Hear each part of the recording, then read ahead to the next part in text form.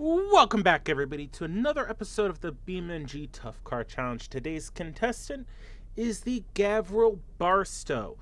Our particular Barstow has the base engine. It's the inline 6-cylinder producing 117 horsepower, 190 foot-pound of torque.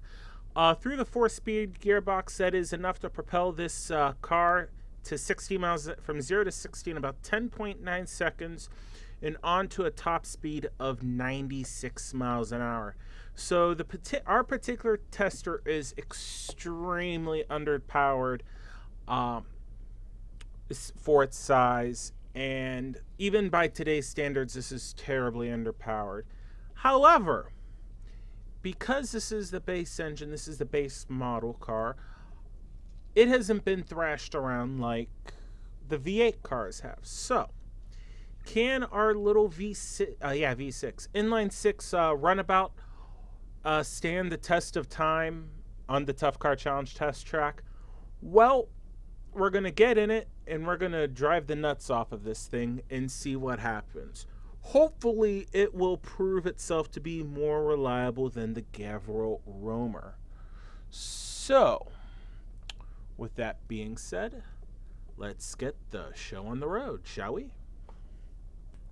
Already, we are in the Barstow, and for this being the base model car, it is actually a very nice place to be. Wood-rimmed steering wheel, plenty of wood on the dash, center console, and the door panels. A real kick-ass looking 4-speed shifter, plenty of gauges, the all-important third pedal for the clutch with only 120 horsepower. At the bottom of my right foot, manual transmission is definitely going to be needed. Decent sized back seat for a coupe of this era and style. Pretty nice place to be. But enough about the car. Let's go ahead.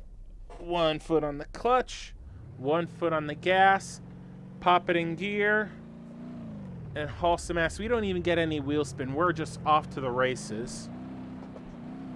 So, honestly, more than likely, I'm expecting I'm going to be staying within the car's first 2 gears here. Over the first jump. Back in the first. Get some sort of power out of this motor.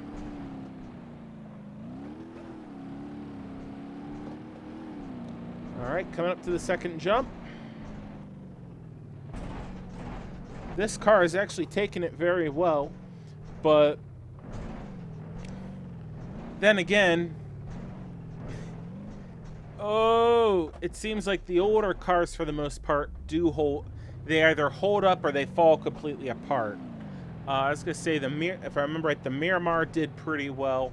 The older Covet did very well, whereas the Pessima did not do very well. I was going to say, I believe the Burnside and the Brookle Moonhawk both did pretty decent. I'd have to take a look at the score sheets again. But anyway, no need to upshift it. First and second's going to be more than enough for this car.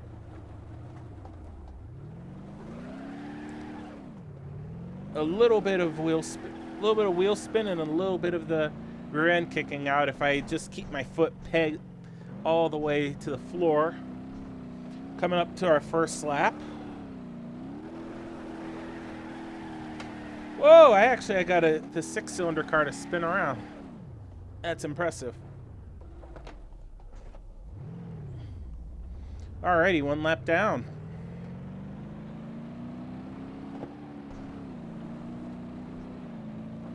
Alright.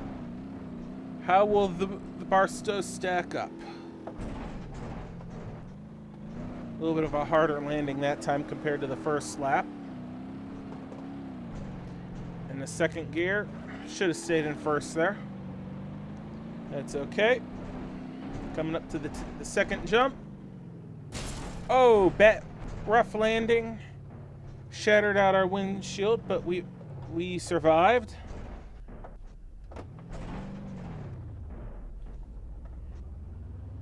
And the car is still tracking relatively straight. Yep, car's still tracking straight, which is always a good thing. Coming through the chicane here. Cut it a little close for comfort there. Cutting in. Cutting back. Oh, shit. That isn't good. That's a good way to fuck the suspension up to the point of the car being undrivable. And now we're pulling to the right, I believe.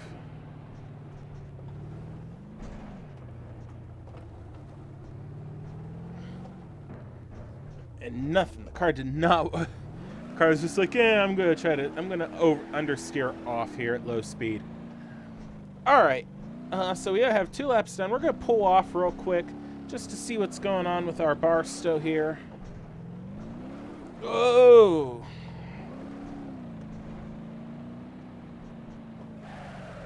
Slide to the stop, and we're in neutral. Let's go ahead, hop out of the car, and see what's going on. Alrighty, we are out of the Barstow with 2 laps complete. Overall, just some body damage. The bumper is a bit bent, windshield's blown out. See a little bit of some buckling in the hood.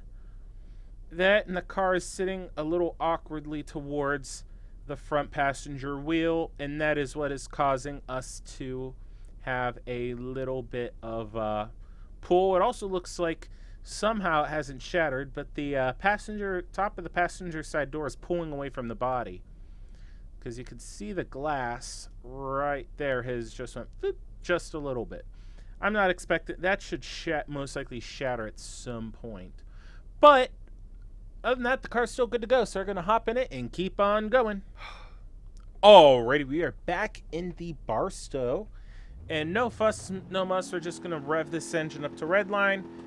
First gear, clutch in, pop the clutch. No, not really any spinning from the wheels. We're just off and going. In the second gear, coming up to the first jump. Oh yeah, the suspension on that front passenger side is definitely blown apart, which is why it's sitting. So that's going to most likely cause us to have very awkward bounces over the first and second jumps. Ooh. Get the car back under control. There we go.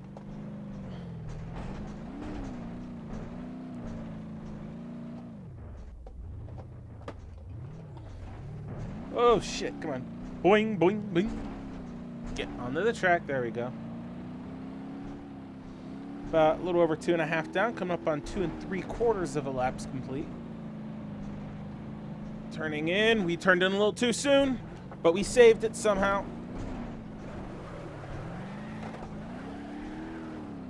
Oh, I was not that was interesting. Was not expecting that. All right. Oh. We are about done with our 3rd lap.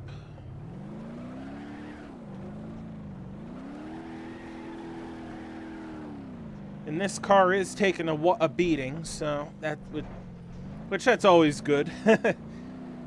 So, shows that I am driving the snot out of this fucking thing. Don't hit the barriers. Oh. 3 laps complete. All right.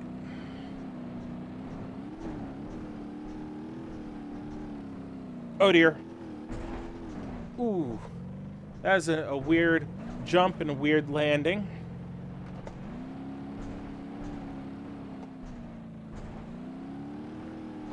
All right. I'm surprised I haven't blown out the cooling system yet. Woo! Oh, shit. Oh, dear.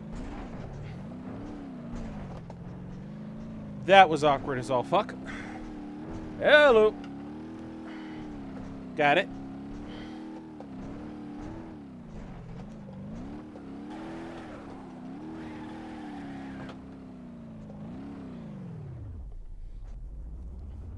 Damn.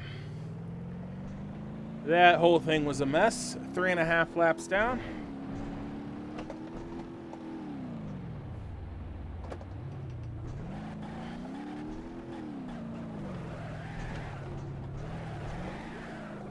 Put back in reverse.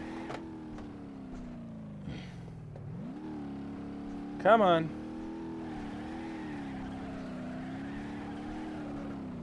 Holy shit. Over the third jump. Oh, fuck! I'm just catching everything. This is just a fucking clusterfuck here. Oh! Come on. There we go.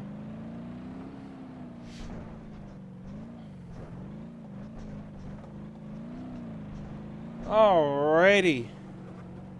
I believe that's 4? Yeah, that's 4 laps complete. We're almost on lead lap. We're definitely in the top 3 now. So Gavril's redeemed themselves with this car, that's for damn sure. Looks like those front panels are starting to get a little loose.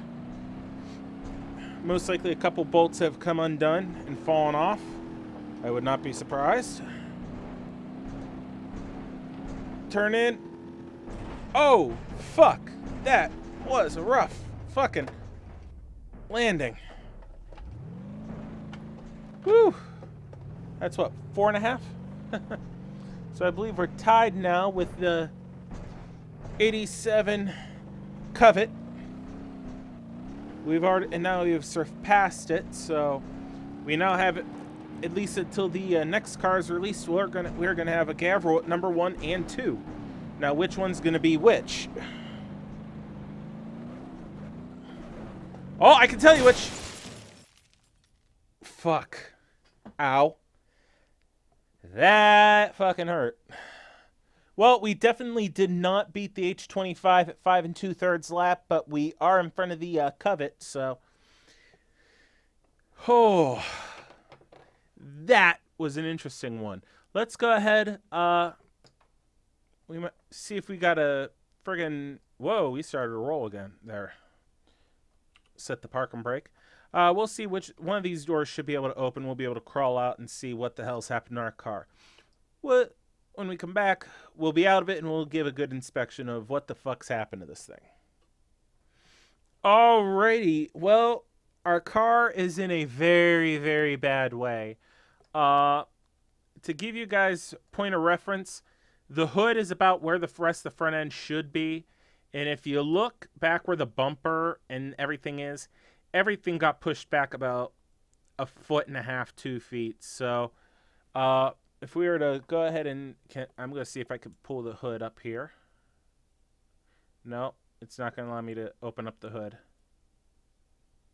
No, it's just trying to... I'm trying to pull up the entire damn car, so I can't really get...